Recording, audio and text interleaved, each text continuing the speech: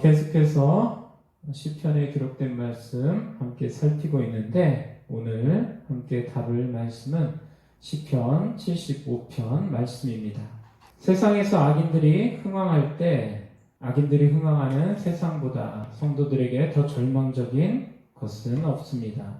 이렇게 악인들이 흥왕하는 세상에서 성도들이 인내하기 위해서는 두 가지 사실을 알아야 합니다.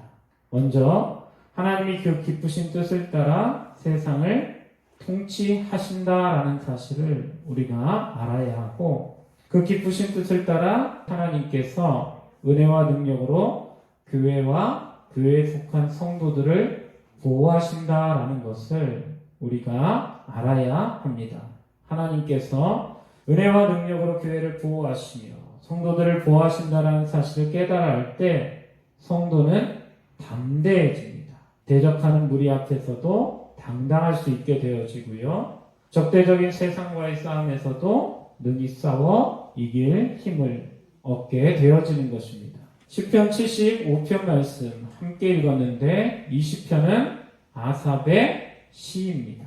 그런데 지난 시간에 우리가 다루었던 시편 74편과는 전혀 다른 분위기에서 이 시가 시작되는 것을 확인할 수 있습니다.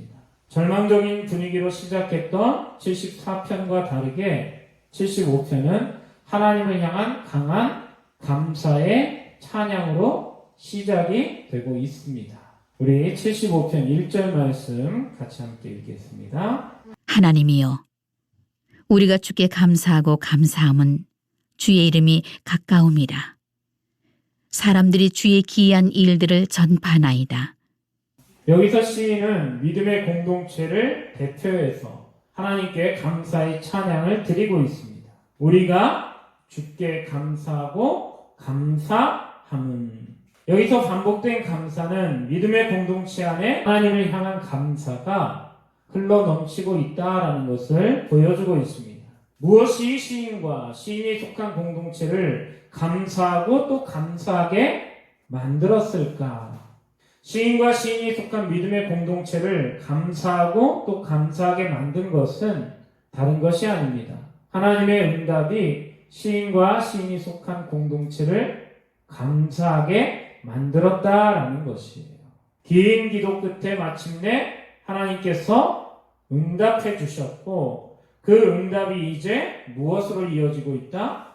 감사로 이어지고 있다라는 것이지요. 시인은 주의 이름이 가까움이라 이렇게 고백하고 있습니다.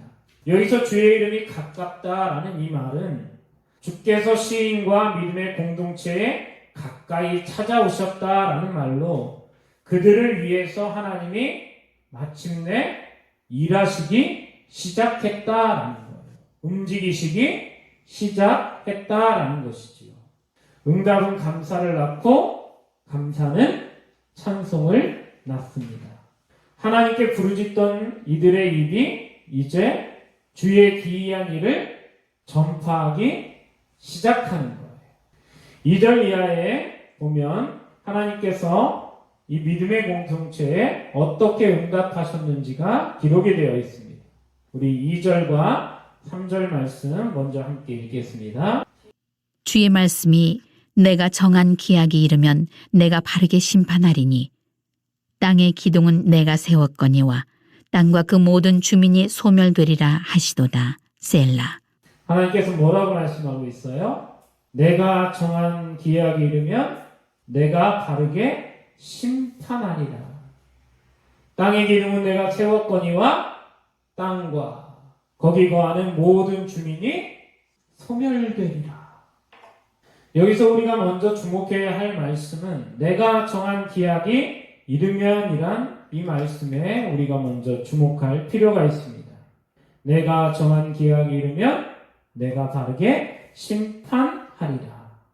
이 말씀은 우리에게 하나님의 일하심에는 정한 기약이 있다라는 것을, 쉽게 말해서 때가 있다라는 것을 보여주고 있습니다.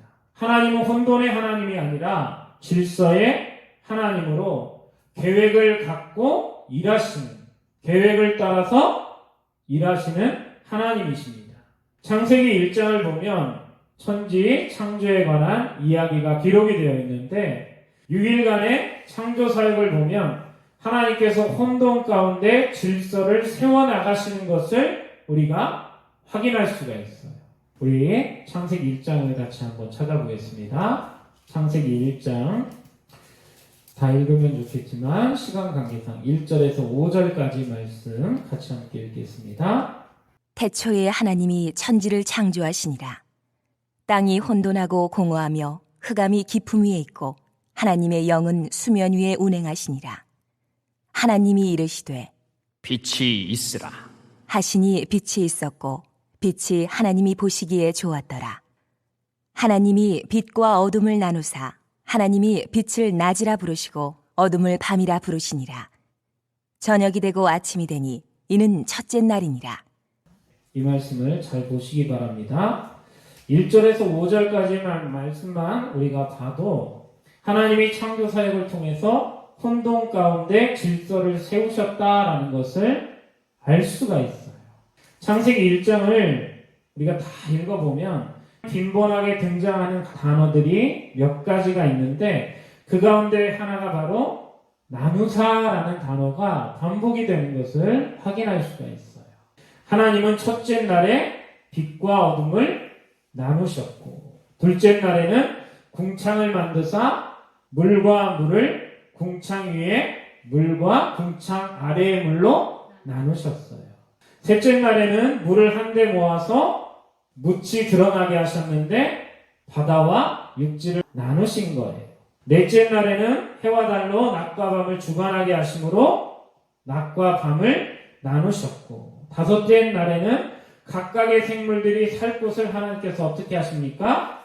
바다와 육지와 궁창으로 이렇게 구분짓는 것을 나누는 것을 우리가 확인할 수 있어요.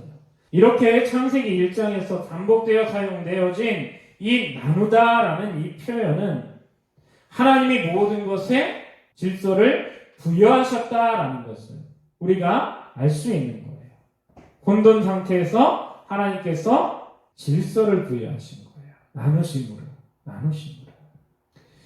창조의 면류관인 인간이 마지막 여섯째 날에 창조가 되었는데 인간에게 주어진 역할이 무엇이었습니까? 하나님께서 인간을 창조하실 때 인간에게 어떤 역할을 주셨어요?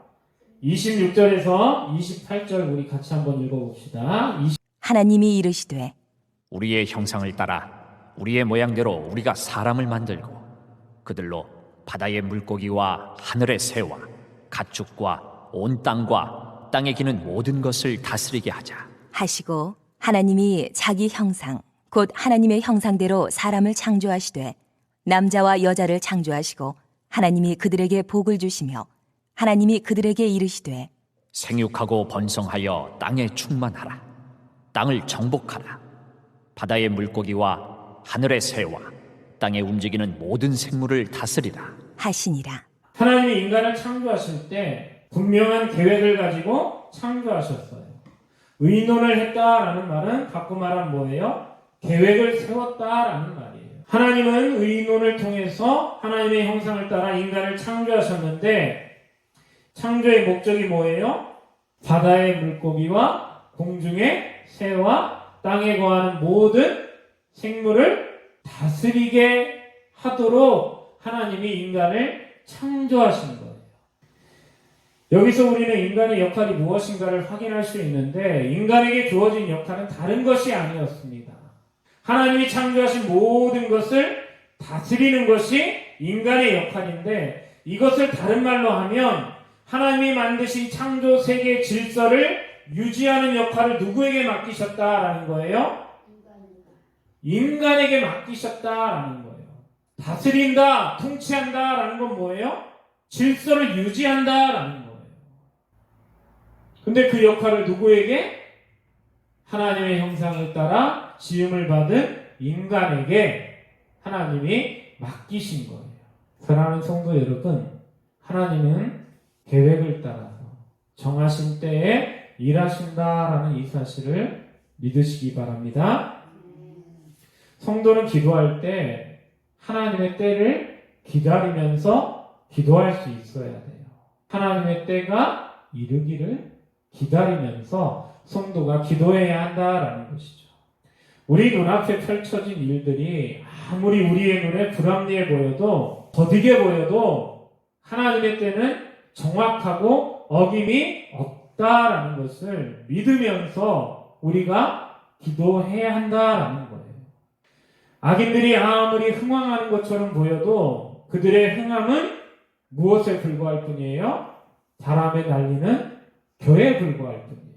하나님은 여기서 이렇게 말씀하셔요. 땅의 기둥은 내가 세웠거니와 땅과 그 모든 주민이 소멸되리라. 땅의 기둥은 누가 세우셨다고요? 하나님이 세우셨대요. 그런데 그 땅과 그 땅에 거하는 모든 주민이 소멸된다라는 거예요. 여기서 우리는 시편 11편 3절에 기록된 터가 무너지면 의인이 무엇을 할 거라는 말씀을 떠올리게 됩니다. 의인의 터는 결코 무너지지 않지만 악인의 터는 그렇지 않다라는 거예요. 하나님은 땅의 기둥을 세우신, 땅의 질서를 세우신 하나님이십니다. 땅의 기둥을 세우신 이 하나님께서 악인을 흔드시며 그들은 소멸할 수밖에 없는 거예요. 땅의 기둥을 세우신 분이 악인들을 흔드시는데 여러분 그 악인들이 버틸 수 있겠습니까? 버틸 수가 없는 거죠. 이어지는 4절에서 하나님은 악인들을 향해서 분명하게 경고하십니다. 우리 4절에서 7절까지의 말씀 같이 함께 읽겠습니다.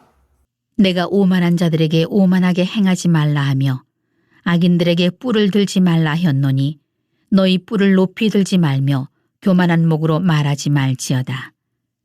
무릇 높이는 일이 동쪽에서나 서쪽에서 말미암지 아니하며 남쪽에서도 말미암지 아니하고 오직 재판장이신 하나님이 이를 낮추시고 저를 높이시느니라.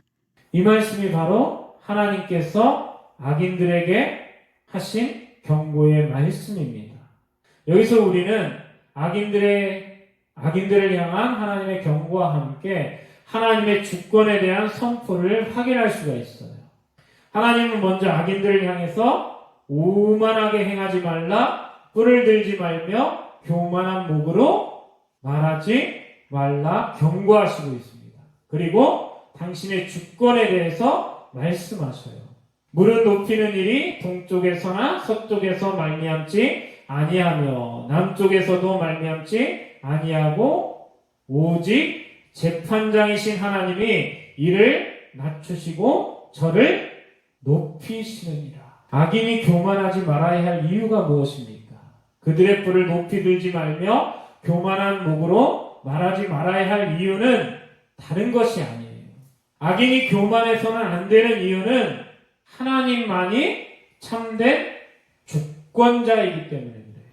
모든 권세가 누구로부터 나오기 때문에 하나님으로부터 나오기 때문에 그들이 교만해서는 안 된다라는 거예요. 그들의 뿔을 들고 교만한 목으로 말해서는 뻣뻣한 목으로 말해서는 안 된다라는 것이죠. 세상 사람들이 교만할 때 스스로를 높이며 자랑할 때 우리는 참된 주권자이신 하나님을 바라보아야 될 줄로 믿습니다. 누구를 바라봐야 된다고요? 동쪽과 서쪽, 남쪽 아무리 봐도 소용이 없다라는 거예요. 우리가 바라보아야 될 것은 주권자이신, 재판장이신 하나님을 우리가 바라보아야 한다라는 것이죠. 하나님이 모든 권세의 주인이심을 구체적으로 보여주는 말씀이 성경 가운데 특별히 다니엘서를 보면 4장에 기록되어 있습니다. 우리 다니엘서 4장을 함께 찾아서 함께 읽겠습니다. 느부갓네살 왕은 천하에 거주하는 모든 백성들과 나라들과 각 언어를 말하는 자들에게 조서를 내리노라. 원하노니 너희에게 큰 평강이 있을지어다. 지극히 높으신 하나님이 내게 행하신 이적과 놀라운 일을 내가 알게 하기를 즐겨하노라. 참으로 크도다 그의 이적이요 참으로 능하도다 그의 놀라운 일이요 그의 나라는 영원한 나라요 그의 통치는 대대에 이르리로다. 나 느부갓네살이 내 집에 편히 있으며 내 궁에서 평강할 때에 한 꿈을 꾸고 그로 말미암아 두려워하였으니 곧 내 침상에서 생각하는 것과 머릿속으로 받은 환상으로 말미암아 번민하였었노라. 이러므로 내가 명령을 내려 바빌론의 모든 지혜자들을 내 앞으로 불러다가 그 꿈의 해석을 내게 알게 하라 하였더라. 그때에 박수와 술객과 갈대아 술사와 점쟁이가 들어왔으므로 내가 그 꿈을 그들에게 말하였으나 그들이 그 해석을 내게 알려주지 못하였느니라. 그 후에 다니엘이 내 앞에 들어왔으니 그는 내 신의 이름을 따라 벨드사살이라 이름한 자요 그의 안에는 거룩한 신들의 영이 있는 자라. 내가 그에게 꿈을 말하여 이르되 박수장 벨드사살아, 내 안에는 거룩한 신들의 영이 있은즉 어떤 은밀한 것이라도 네게는 어려울 것이 없는 줄을 내가 아노니 내 꿈에 본 환상의 해석을 내게 말하라. 내가 침상에서 나의 머릿속으로 받은 환상이 이러하니라. 내가 본즉 땅의 중앙에 한 나무가 있는 것을 보았는데 높이가 높더니 그 나무가 자라서 견고하여지고 그 높이는 하늘에 닿았으니 그 모양이 땅 끝에서도 보이겠고 그 잎사귀는 아름답고 그 열매는 많아서 만민의 먹을 것이 될 만하고 들짐승이 그 그늘에 있으며 공중에 나는 새는 그 가지에 깃들이고 육체를 가진 모든 것이 거기에서 먹을 것을 얻더라. 내가 침상에서 머릿속으로 받은 환상 가운데에 또 본즉 한 순찰자, 한 거룩한 자가 하늘에서 내려왔는데 그가 소리질러 이처럼 이르기를 그 나무를 베고 그 가지를 자르고 그 잎사귀를 떨고 그 열매를 해치고 짐승들을 그 아래에서 떠나게 하고 새들을 그 가지에서 쫓아내라. 그러나 그 뿌리의 그루터기를 땅에 남겨두고 쇠와 노줄로 동이고 그것을 들풀 가운데에 두어라. 그것이 하늘 이슬에 젖고 땅의 풀 가운데에서 짐승과 더불어 제 몫을 얻으리라.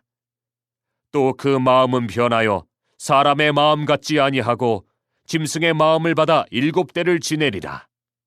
이는 순찰자들의 명령대로요 거룩한 자들의 말대로이니 지극히 높으신 이가 사람의 나라를 다스리시며 자기의 뜻대로 그것을 누구에게든지 주시며 또 지극히 천한 자를 그 위에 세우시는 줄을 사람들이 알게 하려 함이라 하였느니라. 나 느부갓네살 왕이 이 꿈을 꾸었나니 너 벨드사살아, 그 해석을 밝히 말하라. 내 나라 모든 지혜자가 능히 내게 그 해석을 알게 하지 못하였으나 오직 너는 능히 하리니 이는 거룩한 신들의 영이 내 안에 있음이라. 벨드사살이라 이름한 다니엘이 한동안 놀라며 마음으로 번민하는지라 왕이 그에게 말하여 이르기를 벨드사살아, 너는 이 꿈과 그 해석으로 말미암아 번민할 것이 아니니라. 벨드사살이 대답하여 이르되 내 주여, 그 꿈은 왕을 미워하는 자에게 응하며 그 해석은 왕의 대적에게 응하기를 원하나이다.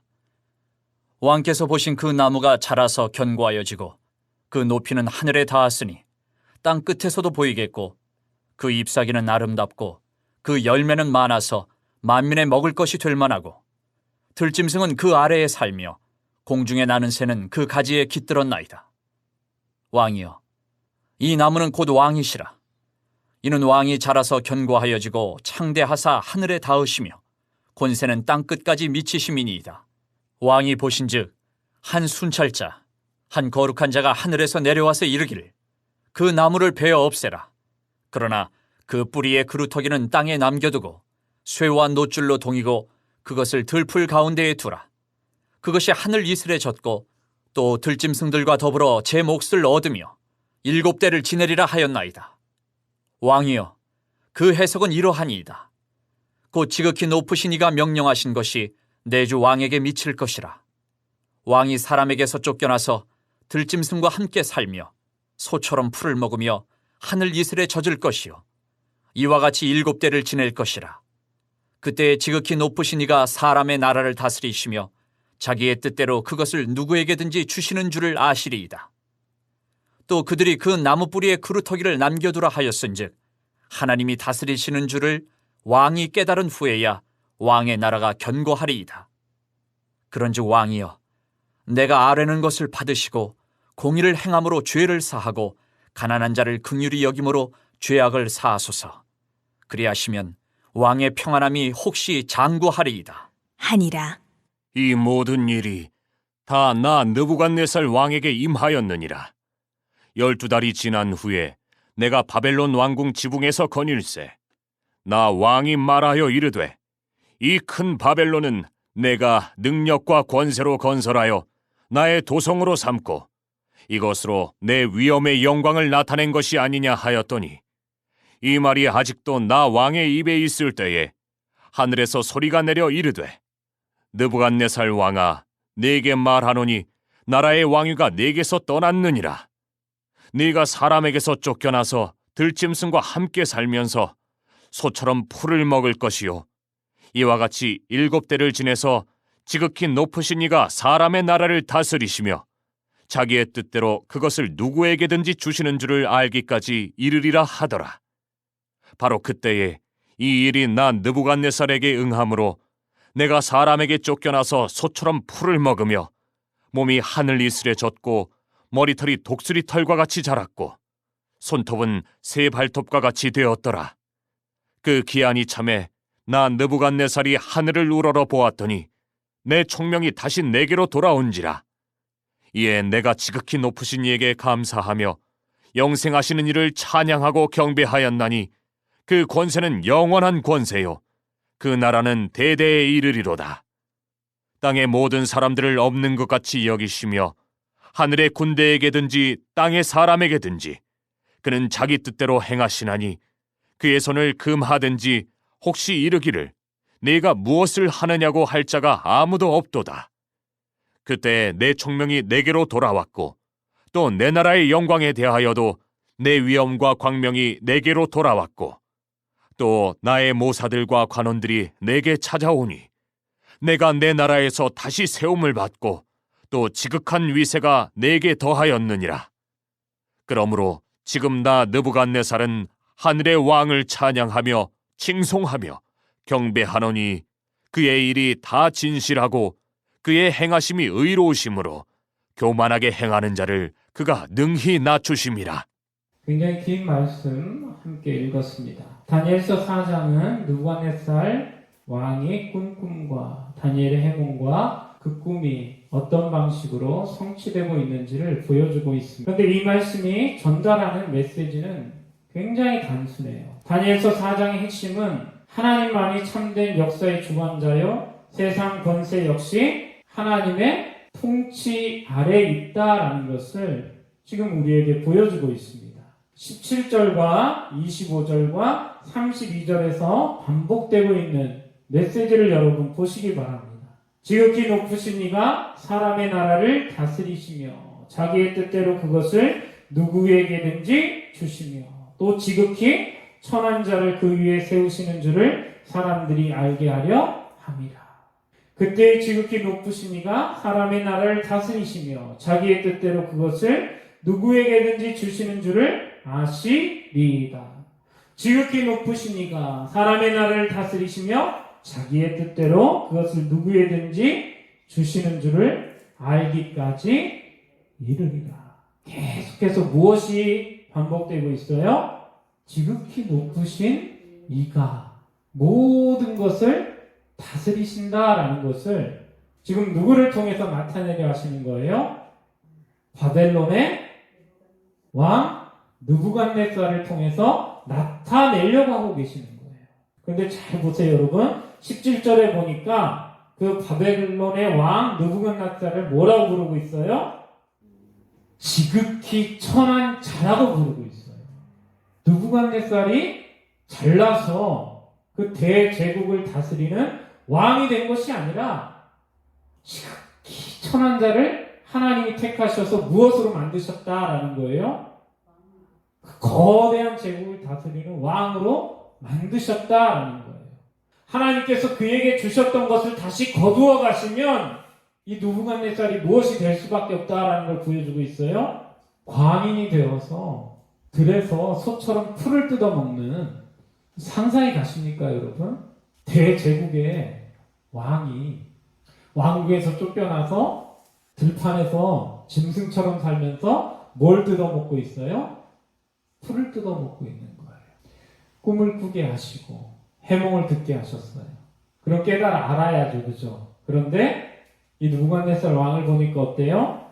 다니엘로부터 꿈 해몽을 듣고 나서 12달이 지난 후에 왕궁 지붕에 올라가서 자기가 이룬 것들을 다 보면서 뭐라 그래요?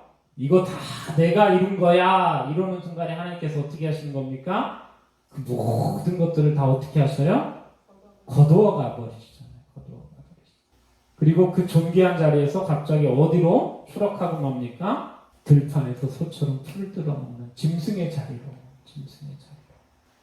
여러분, 하나님 없는 인생, 하나님 없는 교만한 인생의 모습이 이와 같다라는 것을 여러분 기억하실 수 있기를 바랍니다. 아무리 화려해 보여도 하나님 없는 인생은 어때요? 허무한 거예요.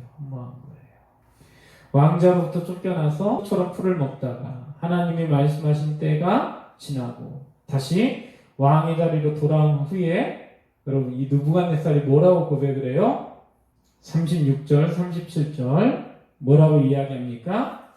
그때 내 총명이 내게로 돌아왔고 또 내 나라의 영광에 대하여도 내 위엄과 광명이 내게로 돌아왔고 또 나의 모사들과 관원들이 내게 찾아오니 내가 내 나라에서 다시 세움을 받고 또 지극한 위세가 내게 더하였느니라.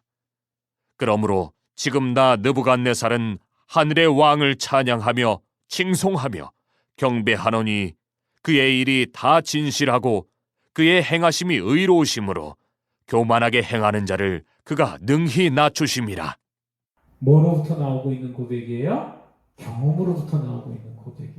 자기가 교만할 때 하나님께서 자기를 낮추셨고 또 하나님이 원하시는 때에 그를 어떻게 하십니까? 다시 높이시는 거예요. 또 높이시는 것도 낮추시는 것도 다 누가 하시는 일이에요? 하나님이 하시는 일이에요. 하나님. 사랑하는 성도 여러분, 눈에 보이는 통치자가 아니라 그들을 세우기도 하시며 낮추기도 하시는 진짜 통치자이신 하나님을 바라볼 수 있기를 바랍니다. 교만하고 악한 자들이 득세할 때 하나님이 어디 계시느냐라고 우리가 원망하기 쉬워요. 그러나 교만하고 악한 자가 득세할 때도 성도는 무엇을 신뢰해야 되는 겁니까? 선하신 하나님의 뜻과 계획을 신뢰해야 하는 거예요. 잠언 16장 3절 이하에서 지혜자가 이렇게 권면하잖아요. 너의 행사를 여호와께 맡기라. 그리하면 내가 경영하는 것이 이루어지리라. 여호와께서 온갖 것을 그 쓰임에 적당하게 지으셨나니 악인도 악한 날에 적당하게 하셨느니라. 하나님께서 악인을 들어서 사용하실 때도 있다라는 거예요. 선한 사람들을 통해서만 하나님께서 역사하시는 것이 아니라 악인의 악함도 하나님께서 사용하셔서 하나님의 일들을 이루어 가신다라는 거예요. 하나님의 악인을 높이시는 것은 그를 통해서 이루시고자 하시는 일들이 있기 때문입니다. 하나님은 선하고 의로운 자가 아닌 교만하고 악한 자들을 통해서도 얼마든지 당신의 의를 드러내실 수 있다라는 것을 여러분 믿으시기 바랍니다. 이방 나라들이 와서 이스라엘을 쳤을 때 하나님께서 이스라엘을 교훈하시기 위해서 그 이방 나라들을 무엇으로 사용하시고 있는 거예요? 사람 막대기와 인생 채찍으로 사용하고 있는 것에 불과할 뿐이에요. 그 쓰임이 다 하고 나면 그 막대기, 그 인생 채찍은 어떻게 합니까? 버림을 받을 수밖에 없어요, 여러분. 악인은 그 쓰임이 다 한 후에는 무엇을 받을 수밖에 없다? 버림을 받을 수밖에 없다라는 거예요. 우리 다시 시편 75편으로 돌아와서 8절 말씀 같이 함께 읽겠습니다. 여호와의 손에 잔이 있어 술거품이 일어나는도다. 속에 섞은 것이 가득한 그 잔을 하나님이 쏟아내시나니 실로 그 찌꺼기까지도 땅의 모든 악인이 기울여 마시리로다. 이것이 지금 악인의 최후를 보여주는 거예요. 쓰임을 다한 악인이 어떤 최후를 맞이하는지를 이 말씀이 보여주고 있어요. 여기서 우리는 악인의 잔이 의인이 받게 될 잔과는 다르다라는 것을 알 수 있는데, 의인의 잔처럼 악인의 잔도 지금 어때요? 흘러 넘치고 있어요. 그런데 그 내용물을 보니까 어때요? 의인의 잔에 담긴 것과 악인의 잔에 담긴 게 달라요. 의인의 잔과 다르게 악인의 잔에는 무엇이 가득합니까? 속에 섞은 것이 가득하다라고 이야기하고 있어요. 속에 무엇이 가득하다? 섞은 것이 가득하다. 이 말씀을 놓고 여러 가지 해석이 있는데, 어떤 분들은 물탄 포도주가 가득하다라고 해석하는 분들이 있습니다. 술이 귀하니까 거기다 무얼 탔다고요?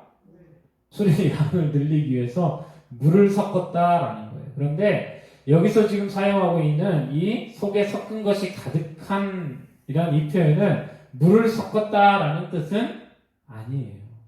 여기서 속에 섞은 것이 가득하다라는 이 말은 독주로 가득 차 있다라는 건데, 예전에 그 고대 근동지방에서는 술의 도수를 높이기 위해서 거기에다 첨가물을 집어넣었어요. 첨가물을 집어넣어가지고 뭐를 높였다고요? 술의 도수를 높이는 거예요. 도수를. 그래서 그 도수 높은 술을 여기서 뭐라고 부르고 있어요? 속에 섞은 것이 가득한 잔이라고 부르고 있는 거예요. 실제로 첨가물을 섞어가지고 도수를 높였으니까, 아주 독하게 만들었으니까. 악인은 독주로 가득한 잔을 받아 마시는데 그가 무엇까지도 먹는다라고 이야기하고 있어요. 여기 보니까 찌꺼기까지 마셔야 한다라고 이야기하고 있어요. 이 찌꺼기가 뭡니까? 술에 넣은 첨가물이 밑에 가라앉은 것까지 다 마셔야 된다라는 말이에요. 쉽게 말하면 이런 뜻입니다. 악인들은 독주에 취해서 비틀거리다가 결국에는 쓰러져 넘어질 수밖에 없다라는 거예요. 망할 수밖에 없다. 비틀거리다. 사랑하는 성도 여러분, 악인을 부러워하는 것은 악인이 받게 될 잔까지 부러워하는 게 되는 거예요. 여러분, 악인을 부러워하지 마시기를 바랍니다. 그럼 진노의 잔을 마시고 싶습니까? 그러면 악인을 부러워하십시오.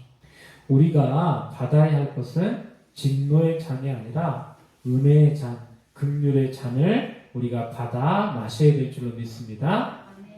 성경에 보면 우리가 받아야 될 진노의 잔은 누가 받으셨어요?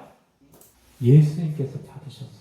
우리가 받아 마셔야 될 그 진노의 잔 누가 마셨다고요? 예수께서 받아 마셨다라는 거예요. 겟세마네 동산에서 여러분, 예수님께서 기도하실 때 뭐라고 기도하셨어요? 이 잔을 내게서 지나가게 하옵소서, 옮기시옵소서. 이게 무슨 잔을 얘기하는 거예요? 우리가 받아 마셔야 될 그 진노의 잔을 옮겨 달라라는 거예요. 그런데 예수님은 그렇게 기도하시고서는 무엇을 받아 마신 거예요? 우리가 마셔야 될 그 진노의 잔을 예수님께서 받아 마신 거예요. 여러분, 은혜의 잔, 긍휼의 잔을 사모하실 수 있는 우리 사랑하는 성도들 다 될 수 있기를 바랍니다. 말씀을 맺도록 하겠습니다. 시편 75편은 긴 기다림 끝에 하나님의 응답을 받은 성도들이 드리는 감사의 찬양입니다. 기도하는 자는 하나님의 때를 기다리며 기도해야 합니다. 하나님이 악인을 높이시는 것처럼 보일 때 성도는 원망하지 말고 선하신 하나님의 뜻과 계획을 믿어야 합니다. 하나님이 악하고 교만한 자를 높이시는 것은 그들을 사랑하셔서가 아니라 그들을 통해 드러내시고 싶으신 것이 있으시기 때문에, 그들을 통해서 하나님의 의와 하나님의 주권을 드러내시기 위해서 그들을 잠깐 도구로 사용하시는 것에 불과할 뿐입니다. 쓰임을 당한 악인을 기다리는 것은 무엇이 기다리고 있다? 진노의 잔이 기다리고 있다. 끝까지 여러분 하나님을 신뢰하며 선한 것을 심을 수 있는 우리 참된교회 성도들 다 되어질 수 있기 바랍니다.